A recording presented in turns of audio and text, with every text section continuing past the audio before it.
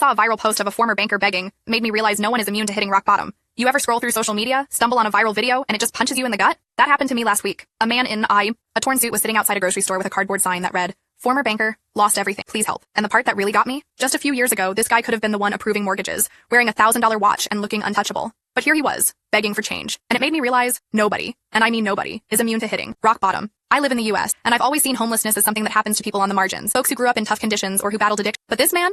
He wasn't some distant statistic. According to the comments under the post, he'd once worked in finance, had a 6-figure income, and even owned a home in a nice neighborhood. Then 2020 hit. First the layoffs, then the medical bills after his wife got sick, then foreclosure. In less than 2 years, he went from tailored suits to secondhand jackets and a folding chair on a sidewalk. And I couldn't stop thinking, how close am I to that reality? How close are any of us? I have a steady job now, but I've got credit card debt, student loans, and barely a safety net. If one major emergency hit, say I lost my job or had a sudden health crisis, would I be any different from? That's what scared me. The image of someone who had everything society tells us we should chase, a career, money, status, reduced to begging strangers for help, it flipped a switch in me. We like to believe success is permanent, but life can pull the rug out from under you without warning. So now every time I walk past someone holding a cardboard sign, I remind myself, they might have once been the person walking past. And the truth is, we're all closer to the edge than we like to admit. Seeing that viral post wasn't just sad, it was a wake-up call. Because if a banker can end up begging, then none of us are as safe as we think.